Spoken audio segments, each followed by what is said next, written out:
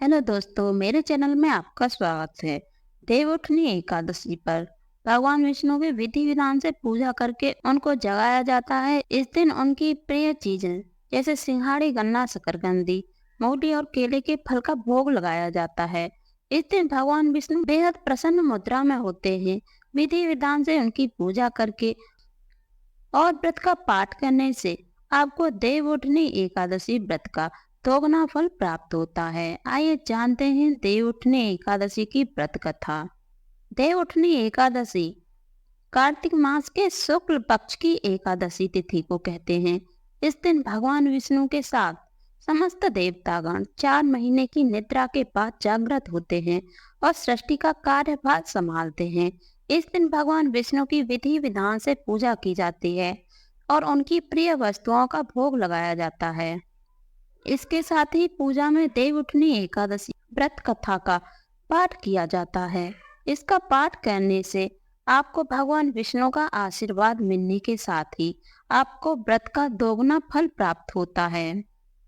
एक राजा के राज्य में सभी लोग एकादशी व्रत रखते थे। वहाँ की प्रजा नौकर चाकरों से लेकर पशुओं तक को एकादशी के दिन अन्न नहीं दिया जाता था। एक दिन किसी दूसरे राज्य का एक व्यक्ति राजा के पास आकर बोला, महाराज, कृपा करके मुझे नौकरी पर रख लें। तब राजा ने उसके सामने एक शर्त रखी कि ठीक है, रख लेते हैं, लेकिन रोज तो तुम्हें खाने को सब कुछ मिलेगा, पर एकादशी को अन्न नहीं मिलेगा। उस व्यक्ति ने उस समय हाँ कर दी। पर एकादशी के दिन जब उसे फलाहार का सामान दिया गया तो वह राजा के सामने जाकर गिड़गिड़ाने लगा, महाराज, इसमें मेरा पेट नहीं भरेगा, मैं भूखा ही मर जाऊंगा, मुझे खाने के लिए अन्न दे दो। राजा ने उसे शर्त की बात याद दिलाई, फिर भी वह अपनी बात पर अड़ा रहा और अन्न छोड़ने को राजी नहीं हुआ। तब राजा ने उसे आटा, दाल, चावल आदि दिए। वह नित्य की तरह नदी पर पहुंचा और स्नान कर भोजन पकाने लगा। जब भोजन बन गया तो वह भगवान को बुलाने लगा, आओ भगवान, भोजन तैयार है। उसके बुलाने पर पीताम्बर धारण किए भगवान चतुर्भुज रूप में आ पहुंचे और प्रेम से उसके साथ भोजन करने लगे। भोजनांत करने के बाद भगवान अंतर्ध्यान हो गए तथा वह अपने काम पर चला गया। 15 दिन बाद अगली एकादशी को वह राजा से कहने लगा कि महाराज, मुझे दोगुना सामान दीजिए। उस दिन मैं भूखा ही रह गया था। राजा ने कारण पूछा तो उसने बताया कि हमारे साथ भगवान भी खाते हैं, इसीलिए हम दोनों के लिए ये सामान पूरा नहीं होता। यह सुनकर राजा को बड़ा आश्चर्य हुआ। वह बोला, मैं नहीं मान सकता कि भगवान तुम्हारे साथ खाते हैं।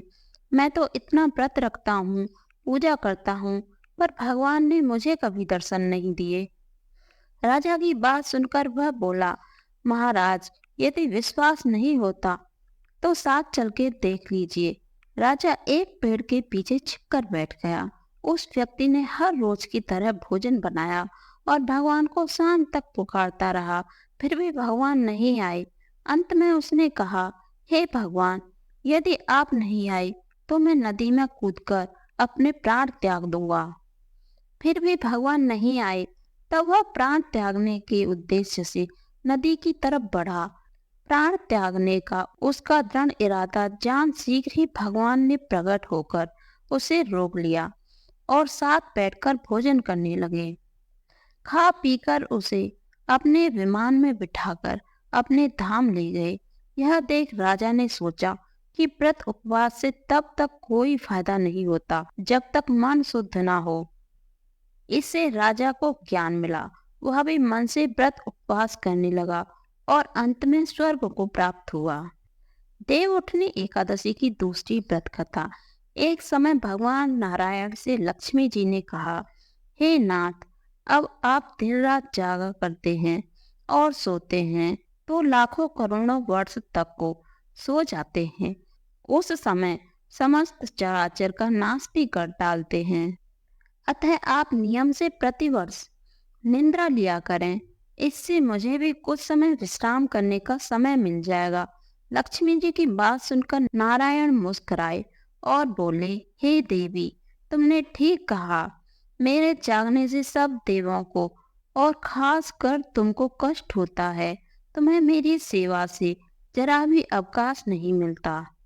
इसीलिए तुम्हारे कथनानुसार आज से मैं प्रतिवर्ष 4 माह वर्षा ऋतु में शयन किया करूंगा।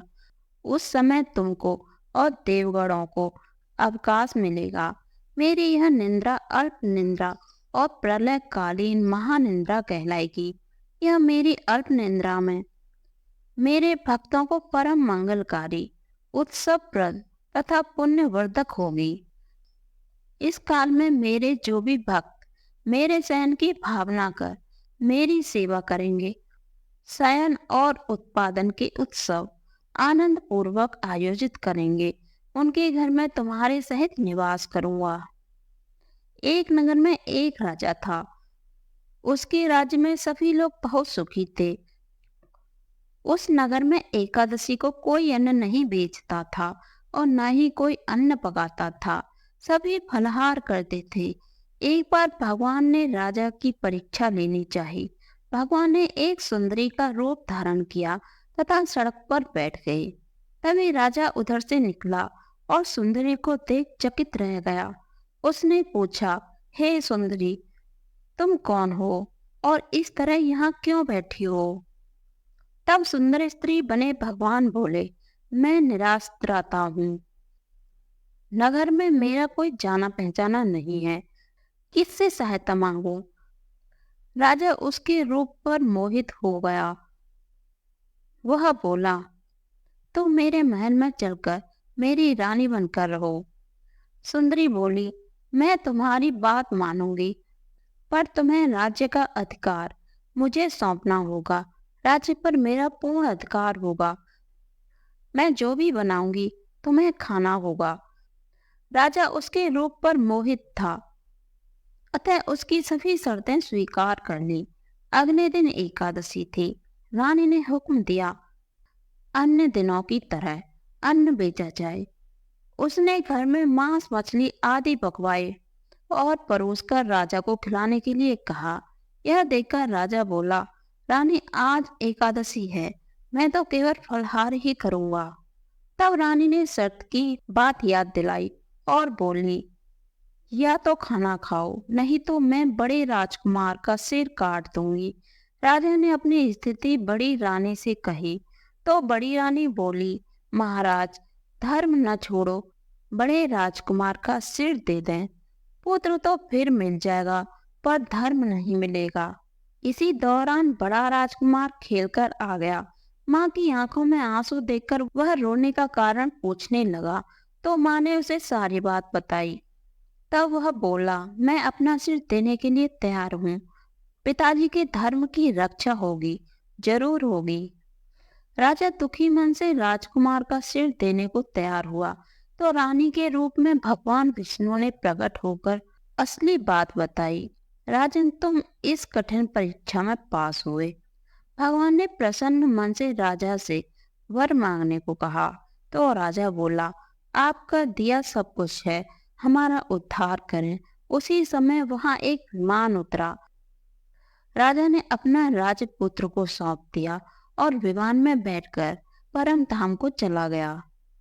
धर्मराज युधिष्ठिर भगवान श्री कृष्ण से कहने लगे, हे भगवान, मैंने कार्तिक कृष्ण एकादशी अर्थात रमा एकादशी का सविस्तार वर्णन सुना। अब आप कृपा करके मुझे कार्तिक माह की शुक्ल पक्ष की एकादशी के विषय में भी बतलाइए।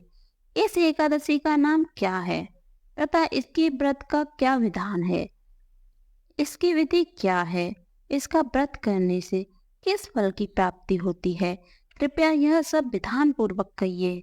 भगवान श्री कृष्ण बोले, हे युधिष्ठिर, कार्तिक माह के शुक्ल पक्ष में तुलसी विवाह के दिन आने वाली इस एकादशी को विष्णु प्रबोधिनी एकादशी, देव प्रबोधिनी एकादशी, देवोत्थान देव उद्धव एकादशी, देव उठनी एकादशी, कार्तिक शुक्ल एकादशी तथा प्रबोधिनी एकादशी भी कहा जाता है। यह बड़े बड़े पापों का नाश करने वाली है।